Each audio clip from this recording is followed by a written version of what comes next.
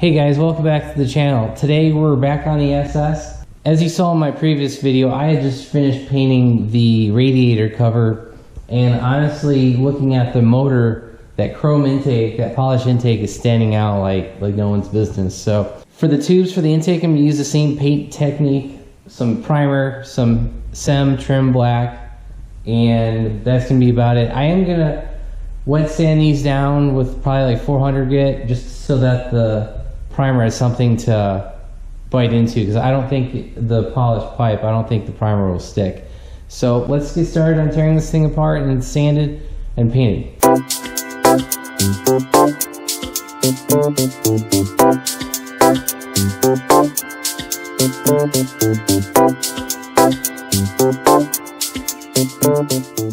Alright guys, I got all the hose clamps off of the piping. What I need to do now is take the heat shroud out, and this whole thing should pop out as one piece.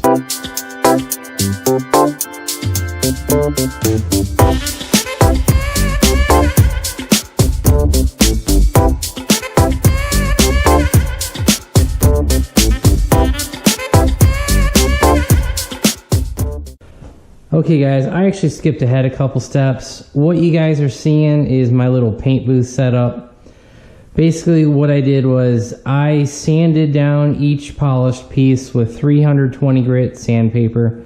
I actually just sanded it dry with no water, and there's not any huge scratch marks. Like I said, I just wanted something for the primer to stick to. And then I took each end and cut out a oatmeal box, cut a circle, put some tape on it. I just don't want any paint to get inside the tube, just because you don't want flaking paint flying through your motor, getting into the motor oil, anything like that. I'm not super worried about it, but might as well just take the extra 5 minutes of cutting out a piece of little cardboard and tape it on. And yes, there is going to be a little bit of overlap of no paint being here. What you guys got to realize is the silicone hose comes like right up to the MAP sensor, and comes up like 3 or 4 inches here, 3 or 4 inches here, 3 or 4 inches here. So having ½ inch to an inch of tape along the edge isn't going to make a big deal. And also guys, when you're working indoors, I'm actually going to open one of the doors to get a little bit of ventilation here. Always wear a paint mask, so you don't need to be breathing this stuff in. So let me mask up and then let's get painting. Okay guys, you can see I got one layer of primer on here. I didn't go super heavy. Maybe I got a solid coat on there. I mean, I don't have any runs or anything. So we'll let this dry for a few more minutes. I'm only gonna end up doing 2 layers of primer because that's what I did on the radiator cover, and it worked just fine. So 2 layers of primer and then 3 layers of the SEM trim paint, and we should be good. And as you guys can see, I actually am a little thin right here, so I'll make sure I get that covered. And the reason I sanded it was just because I wanted to make sure that the paint had something to grip to. I actually test sanded a spot that was some 600 grit, and it actually almost started polishing it again. So I was like, all right, I'm just leaving the 320. I sanded for maybe 15 to 20 minutes with 320 grit sandpaper. Got all 3 pieces done. Okay guys, I'm masked up again, so this might be muffled, but it's been 30 minutes, the 2 coats are dry, and we're ready for the trim black. And this stuff goes on pretty easy. Just shake it up for a while and start spraying. Now I will say this, it does call for 2 to 3 medium wet coats. Wait 3 to 5 minutes between coats. So I'm going to do 1 coat, let it dry for 5 minutes, 2nd coat, 3rd coat. So honestly, painting this should only take like 15 or 20 minutes. So let's get started.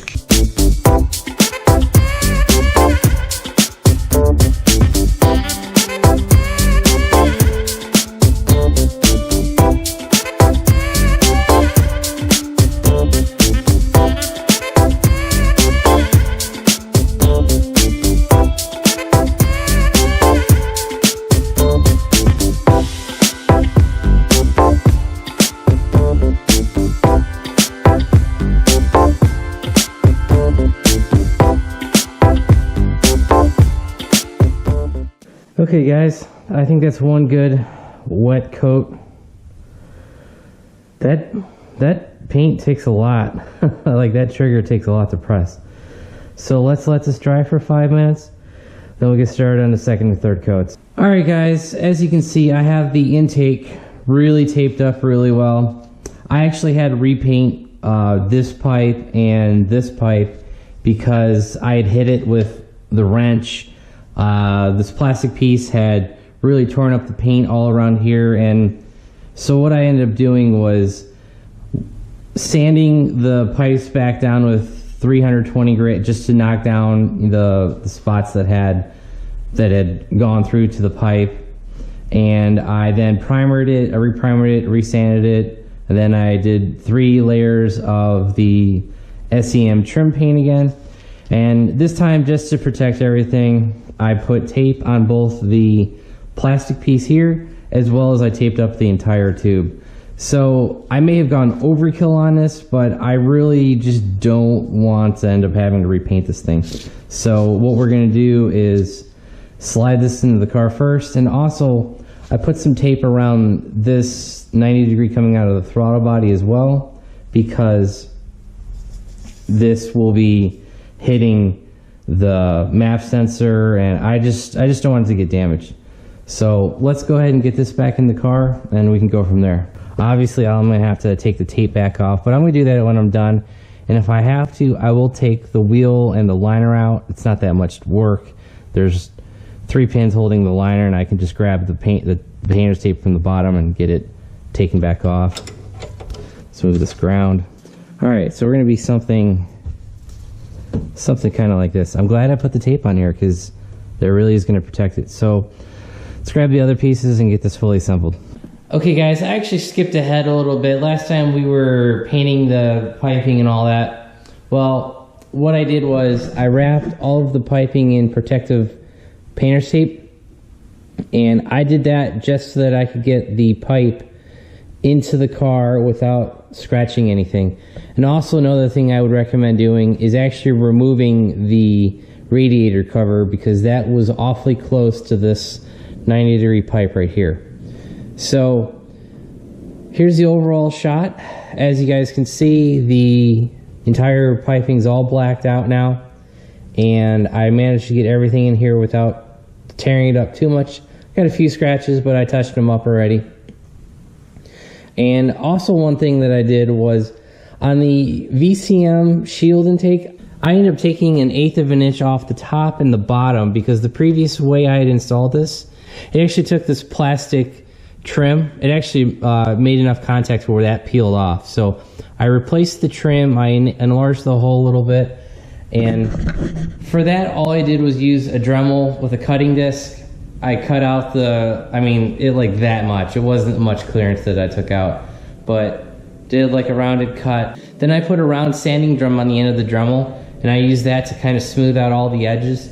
Then I just took some 600 grit sandpaper and I just, took off the final, because that disc, that sanding drum was pretty rough, and I just took some 600 grit, sanded the edge, and then I put the new trim piece around it. Because like I said, I think I said in the previous video that I bought like 18 feet of that, so I used another 8 inches. So, but yeah, guys, this is the overall shot of the car being done with this round of mods, with the radiator cover, the blacked out intake. So that's going to be it for this round of mods on the SS. This was all purely cosmetic, and a little bit of cosmetic and mechanical modification. Cosmetic being the blacked out intake piping, the radiator shield, the radiator cover, blacking that out, and then the mechanical part was the interference I was getting on the VCM plate. But like I said, that took maybe 15 minutes of trimming, sanding, and putting new trim on it. So this is the overall finished shot of the engine bay. I'm actually real happy with how this turned out. I wasn't too sure how the radiator cover was going to work, but I'm glad I did it. I'm glad I got that pipe finally black, because that polished chrome intake, it stuck out like a sore thumb in this engine bay. As you guys can see, there's nothing chrome in the engine bay besides the pipe fittings and the fuel rail, and that's really it. I really wanted to kind of continue the blackout theme, and by just painting those two items. Oh, adding the over the radiator cover and painting it and take it just kind of completed the look. So that's going to be the finished product. If you guys like the video, give it a big thumbs up. If you haven't already subscribed, please do. Thanks and have a great day.